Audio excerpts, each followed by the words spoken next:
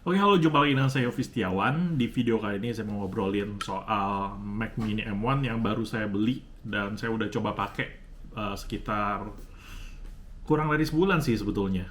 Dan ini adalah Mac Mini yang saya beli itu ini sebetulnya bukan Mac Mini, Mac Mini ada di situ lagi nyala. Cuma ini kayak representasinya, ini Mac Mini yang lama sebetulnya.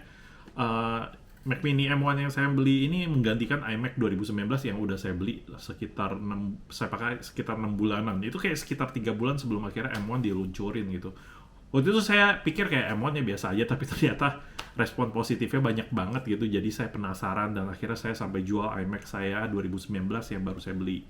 Pakai sekitar 6 bulanan itu saya jual, berhasil dapat pembeli, jual rugi beberapa juta. Terus akhirnya saya pilih beli M1 yang meskipun cuma entry level gitu yang paling murah 256 GB SSD dan 8 GB RAM. Tapi menurut saya sih oke banget. Jadi ada beberapa hal saya mau bahas soal Mac Mini M1 ini. Kira-kira apa aja sih kalian akan bahas, kalian akan simak di video ini. Tapi sebelum kita mulai videonya, simak dulu intro berikut.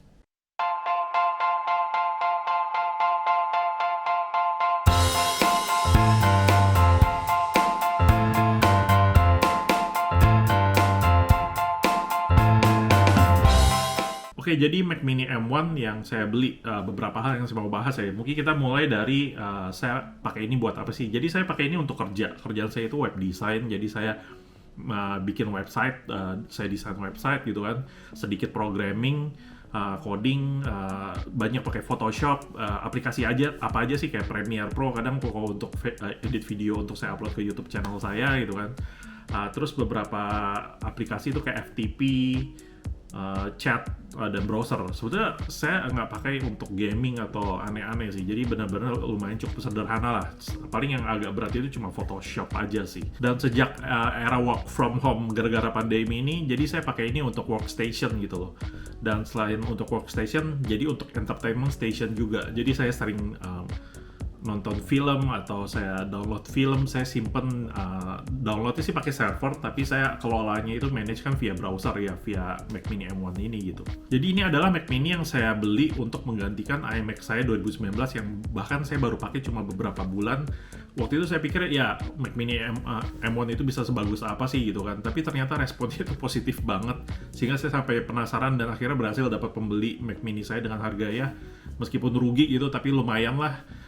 Dan akhirnya saya beli juga Mac Mini M1 dan setelah saya pakai beberapa minggu bisa dibilang saya cukup puas sih. Ini benar-benar entry levelnya doang, tapi saya pikir Mac Mini itu meskipun entry level secara performance harusnya dia lebih powerful ya daripada versi MacBook Pro atau MacBook Air karena itu kan versi baterai gitu ya. Sementara ini nggak worry soal baterai gitu. Dibandingin dengan versi Intel secara performance, menurut saya ini sama seperti ketika dulu kalian experience, ingat nggak? Kalian dulu transisi dari HDD ke SSD.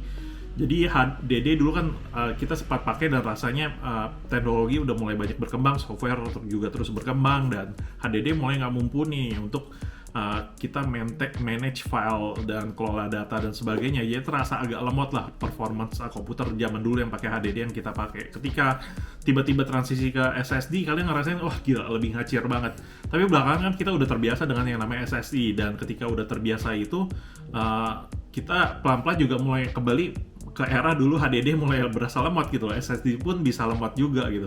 Dan akhirnya setelah cobain pindah ke Apple Silicon M1 ini, rasanya memang transisi itu yang dulu kita rasain ketika dari HDD ke SSD itu terjadi lagi di sini gitu. Meskipun udah SSD, ini SSD-nya jauh berbeda karena ini bedanya Apple Silicon M1 gitu. Dan rasanya pastinya itu yang beda itu ada instant open app gitu. Jadi setiap kali buka aplikasi atau nyalain komputer itu pasti jauh lebih cepat satu. Dan ketika buka browser, buka aplikasi dan sebagainya juga jauh lebih cepat daripada pakai versi Intel. Apalagi ketika aplikasinya udah kalian sempat buka pertama kali dan support native di Apple Silicon M1 ya. Itu ketika kalian udah pertama kali buka, kalian close gitu kan, udah di quit app gitu. Terus kalian buka lagi dalam kondisi masih menyala, belum sempat mati komputer ya.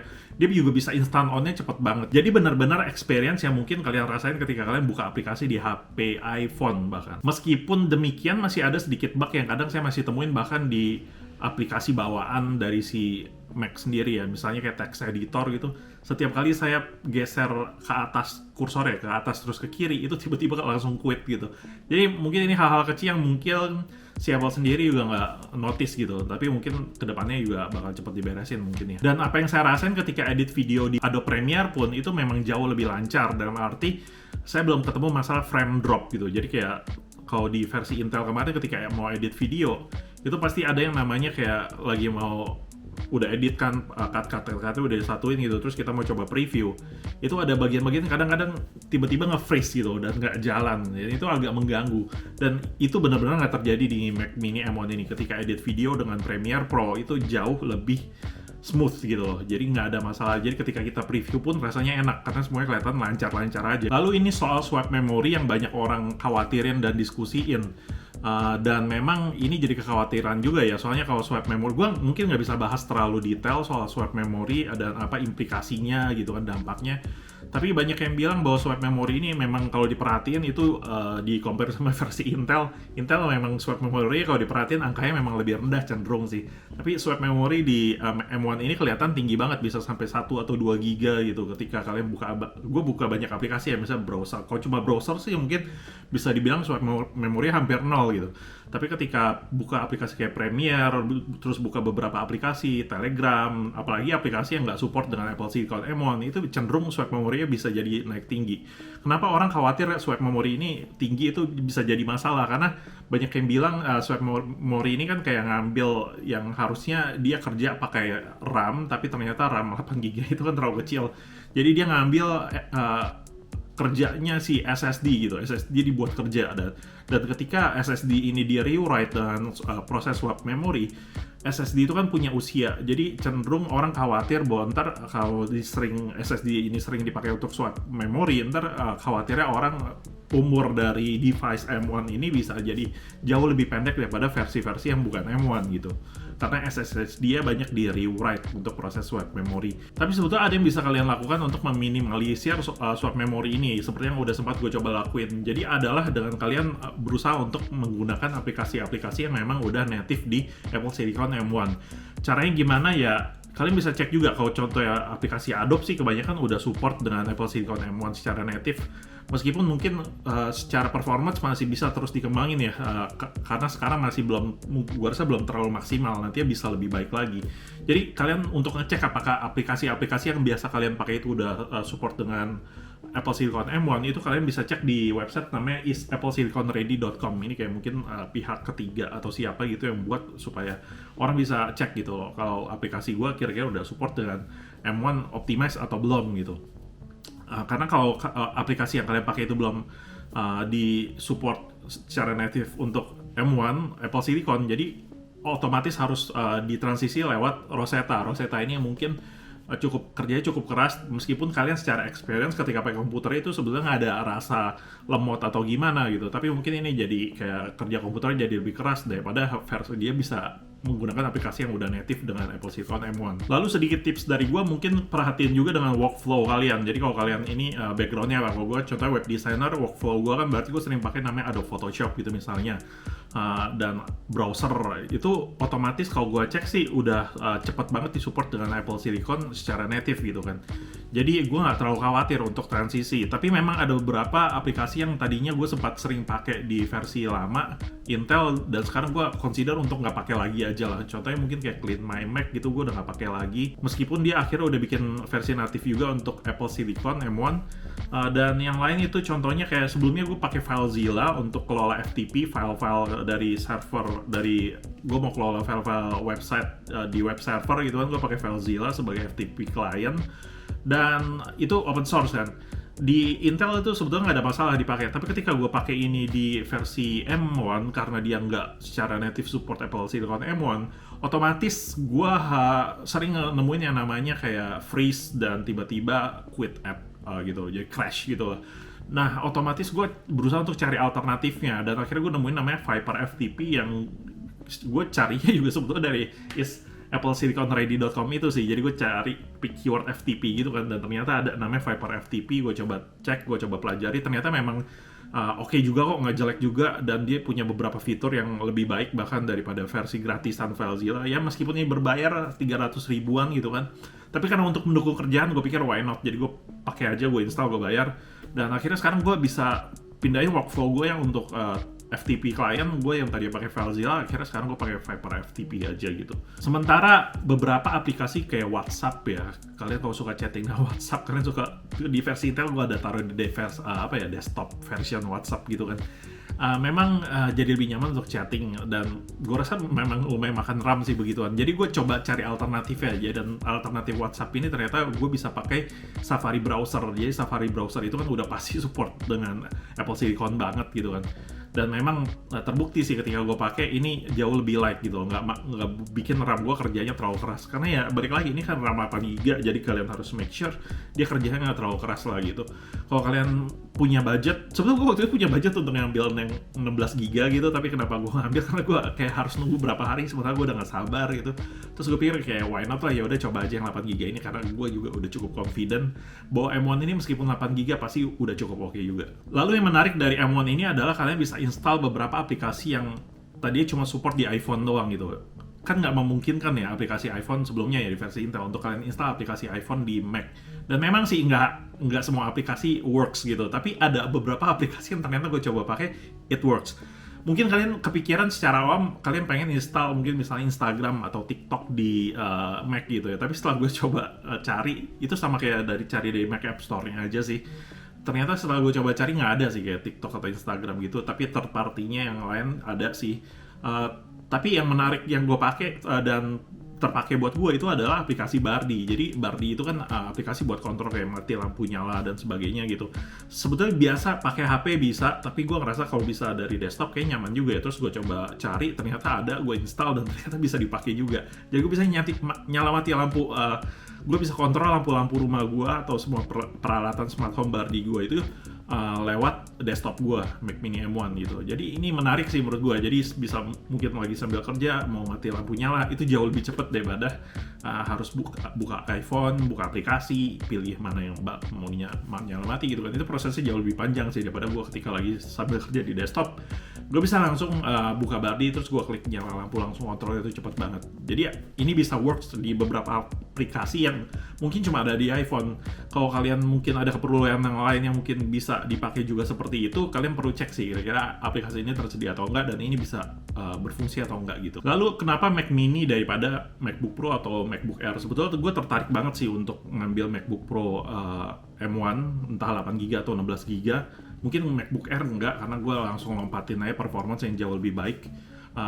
Kenapa? Karena kenapa gue lebih prefer Mac Mini dulu, karena sekarang gue pikir lagi eranya work from home, nggak banyak kerja dari luar rumah, dan kebetulan gue masih ada MacBook Pro Intel gitu kan, versi 2014 yang portnya banyak banget, dan gue masih bisa kerja dengan itu nggak terasa lemot-lemot banget atau gimana sih. Dan Mac Mini ini gue pikir bagus untuk gue bisa maksimalin kerja gue ketika gue di rumah gitu. Dan ketika gue pakai Mac Mini M1 ini, gue nggak pusing soal battery life gitu. Kalau pakai MacBook Pro atau MacBook Air kan ada soal battery life, meskipun ya di versi Apple Silicon itu battery life itu jauh lebih baik, lifetime-nya, maksudnya nyalanya bisa jauh lebih lama daripada versi-versi Intel. Dan plus lainnya adalah portnya itu jauh lebih banyak daripada versi MacBook Pro atau MacBook Air. Jadi untuk memang ini penggunaan di rumah gitu, kayak ada lubang HDMI, lubang LAN gitu, Ethernet gitu kan. Terus ada dua Type-C itu, ada USB juga gitu. Jadi gue pikir, dan ada audio juga. Jadi gue pikir itu jauh lebih baik untuk dipakai di rumah sih, lebih make sense gitu loh. Tapi di samping kelebihan Mac Mini M1 yang banyak port dan nggak pusing soal battery life, tentunya dia ada kekurangan juga. Kekurangannya adalah ya dia cuma kotak ini gitu, nggak bisa pakai ini sebagai buat kerja, kok cuma ada kotak ini doang gitu kan. Meskipun ini portable ya, jadi bisa gampang dibawa kemana-mana. Jadi perlu untuk punya display juga, jadi otomatis gue harus nyari monitor. Kalau kalian perhatiin di video gue sebelumnya, gue sempat salah beli monitor second yang ternyata ada bleedingnya gitu di pojok-pojoknya itu warna ungu-ungu. Jadi kalian hati-hati kalau beli monitor, mendingan beli yang baru aja yang udah ada garansi. Dan akhirnya gue replace si monitor second itu dengan monitor baru. Untungnya yang jual ke gue second itu dia bersedia untuk gue balikin monitornya. Terus akhirnya gue beli aja yang baru, LG. Gue coba googling ya. Jadi gue beli display LG, brandnya itu LG 27UL600. Ini adalah yang paling gue rasa ekonomis tapi 4K. Karena gue udah punya monitor 1K itu yang 24 inch, tapi ternyata ya secara display gue ngerasa gimana ya, ini Mac Mini udah keren banget gitu, masa display cuma 1K yang masih pixel-pixel kelihatan gitu. Jadi gue benar-benar harus punya 4K gitu kan. Terus akhirnya gue beli 27L600 ini udah 4K tajam banget, jadi experience-nya, dan dia 27 inch gitu, jauh lebih gede, dan benar-benar experience-nya jauh lebih baik sih daripada pakai 1K. Karena ya Mac Mini udah keren gitu, masa pakai monitor 1K sih gitu, pada pakai 4K itu jadi bisa jauh lebih baik. Lalu ngerasain kayak tadi kan gue pakai iMac gue udah 4K gitu, masa gue pakai 1K gitu. Jadi penting untuk kalian punya display, dan otomatis kalian harus beli itu terpisah. Jadi kalau kalian punya Mac Mini, kalian harus consider beli juga yang terpisah selain monitor adalah keyboardnya. Ini adalah gue saranin mouse-nya juga gue saranin tuh beli yang versi Apple aja, supaya menghindari masalah Bluetooth connection gitu, karena banyak yang komplain soal Bluetooth connection. Gue mau nggak pusing aja soal itu, dan lagi gue juga rasanya nyaman-nyaman aja pakai ini. Tadi iMac gue kan udah include ini ya, tapi ya karena gue jual ya otomatis kan juga harus include dijual juga gitu, sepaket. Jadi mau nggak mau gue beli ini terpisah. Yang ini harganya di Tokped kalau kalian cek itu ada 1.680.000 gue lihat, dan ini ada harganya 1 jutaan doang. Dan ini gue ambil yang versi 2. Kenapa? Kalian sebaiknya jangan beli yang versi 1, karena dulu gue punya Apple Magic Keyboard yang versi 1 itu masalah banget, karena dia kan pakai baterai yang bisa dicopot, dan itu kayak suka baterainya agak kendor, jadi dia suka mati nyala, koneksi putus sambung gara-gara baterainya kadang kurang kencang aja gitu. Jadi gue sampai sumpelin pakai tisu. Jadi itu jangan sampai kalian ketemu masalah begitu, karena akhirnya gue pakai Apple Magic Keyboard 2 ini dia versi cas, meskipun casnya itu agak bodoh ya, dia nyoloknya dia bawa gini, jadi kalian nggak bisa pakai ini sambil ngecas. Kalau keyboard sih kalian bisa pakai sambil cas, tapi mouse nggak bisa. Jadi gue pakai alternatif sih ketika gue lagi urgent dan ini terpaksa harus dicas gitu, gue pakai trackpad gitu loh. Gue ada trackpad versi 1 pakai baterai. Sementara yang ini juga Apple Magic Keyboard gue suka yang versi 2. Kenapa? Karena ya dia juga nggak pakai baterai, dan dia secara ketinggian key-nya ini jauh lebih rendah daripada versi 1, karena 1 itu setelah gue coba udah biasa pakai yang 2 ini, ketika gue coba pakai yang 1 lagi itu rasanya jauh lebih tinggi sih daripada ini. Dan rasanya memang gue gak terlalu cocok dengan mechanical keyboard, karena mechanical keyboard itu bahkan jauh lebih tinggi lagi. Lalu selain monitor dan keyboard dan mouse, ada lagi yang perlu kalian consider beli terpisah adalah tentunya speaker. Jadi speaker, kalau monitor sih mungkin udah ada speaker tapi pasti kualitasnya jelek. Dan Mac Mini sebetulnya ketika kalian nyalain, sebetulnya dia juga bisa ngeluarin audio juga. Dia ada speakernya, tapi kalian nggak bakal puas dengan speakernya dari Mac Mini bawaan ini. Kalian harus beli speaker juga. Speaker itu gue pikir kalian bisa pakai speaker Bluetooth. Gue sekarang ini pakai speaker dari yang gue sempat review juga di ini, namanya JTS 3 ya. JTS 3 ini cukup bagus, dia ringkas, simple, dan desainnya bagus sih. Gue sebetulnya ngerasa ini cocok dengan Mac Mini M1 gue, karena monitor gue warnanya hitam gitu kan. Dan yang bahkan gue agak sesel kenapa adalah gue tadinya nggak ambil keyboard atau mouse yang warna hitam juga, jadi udah terlanjur ambil yang putih ini. Tapi ya udah terlanjur sih. Kalau sebetulnya yang hitam mungkin lebih bagus gitu. Ini karena gue kebiasaan pakai iMac lama yang bawaannya begini, jadi ya udah gue pakai ini juga. Padahal bagusnya kalau bisa yang hitam bahkan jauh lebih bagus sih. Nah, sedikit tambahan gue soal MacBook Pro ya. Ini MacBook Pro Intel yang gue punya, ini bukan M1. Dia versi tahun 2014. Sebetulnya gue agak dilema untuk jual ini. Kenapa? Karena ternyata ini adalah MacBook Pro dengan I/O terlengkap yang pernah ada mungkin. Karena dia punya untuk memori SD card gitu, terus dia ada HDMI, terus dia ada USB di kanan dan kiri, terus dia ada casnya itu casnya itu MagSafe gitu kan, yang kalau kesandung gitu kabelnya dia bisa otomatis copot karena dia magnet gitu kan, nggak kebanting juga gitu. Terus ini ada Thunderbolt dan ada audio, dan audionya juga nggak terlalu mundur, dia lumayan agak di tengah gitu. Jadi gue agak sayang untuk jual ini, dan gue pakai baterainya kemarin sempat drop, dan akhirnya gue ganti sendiri, ternyata bisa gitu. Jadi gue pikir no problem sih.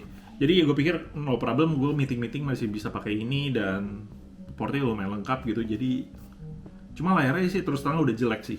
Kalau mau ganti juga lumayan agak mahal. Tapi yang sementara gue pikir gue masih tetap pakai ini karena gue rasa ini MacBook Pro yang masih cukup bagus. 2014 udah 7 tahun, tapi masih relevan banget untuk tetap dipakai gitu loh. Tapi ya gue berharap sih dalam waktu dekat gue bisa cepet dapat MacBook Pro M1 juga, karena gue sangat tertarik dengan battery life-nya, performance-nya, dan